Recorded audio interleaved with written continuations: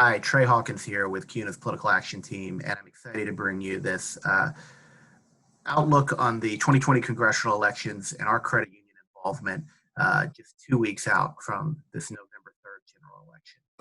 First up, what is the playing field for the battle for control of Congress? Democrats control the House. Republicans would need to flip a net of 20 seats to take control. Republicans control the Senate. Democrats would need to net 4 for an outright majority, 4 seats, or 3 for a 50-50 tie, which the vice president could break, assuming that they win the presidency. And so what does it look like today, 2 weeks out from the election? This slide is from the Cook Political Report, a nonpartisan political analyst site.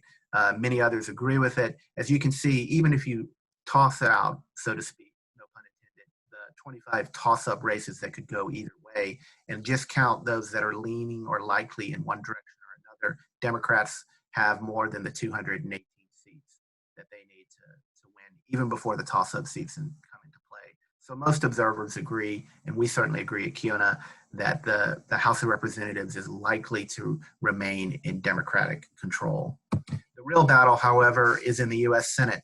As you can see here, this is also from the Cook Political Report. Of the 15 races that are lean Democrat or lean Republican, only 2 are that are deemed competitive are currently held by Democrats. The other 13 held by Republicans. So the real battle here is with Republicans sort of on the defense to try to protect their majority.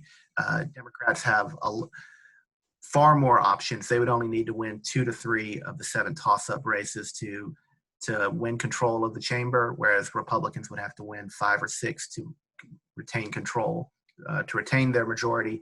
So while nothing is certain, and that's why they actually have the elections, it's probably a slight thumb on the scale for Democrats taking back the Senate.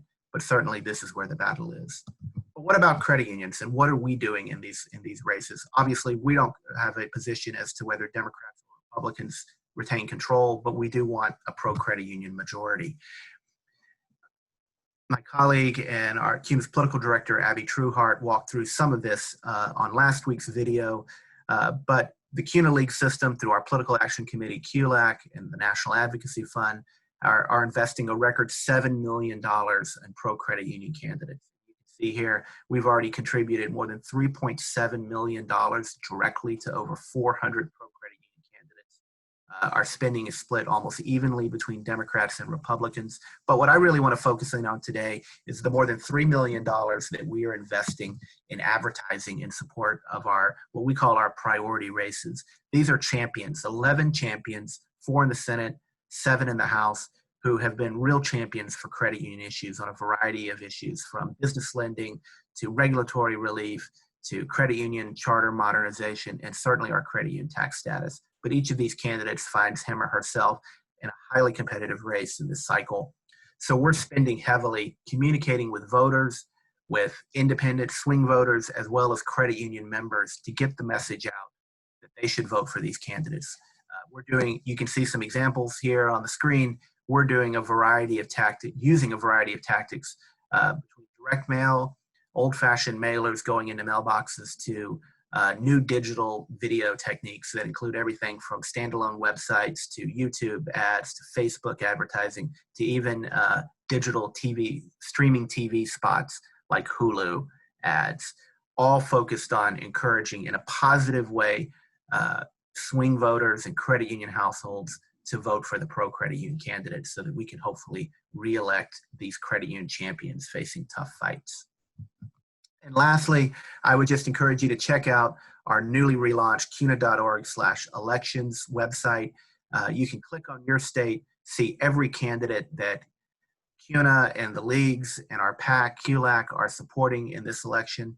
Check back on November 4th. We'll be updating it with the full election results.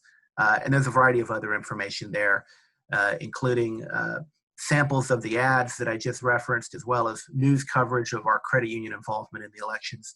And then lastly, I would just close and encourage you to make sure that you vote, get your members out to vote, get your employees to vote, and visit creditunionsvote.com for a handy nonpartisan tool to help you find your polling place and learn how to vote early or on election day.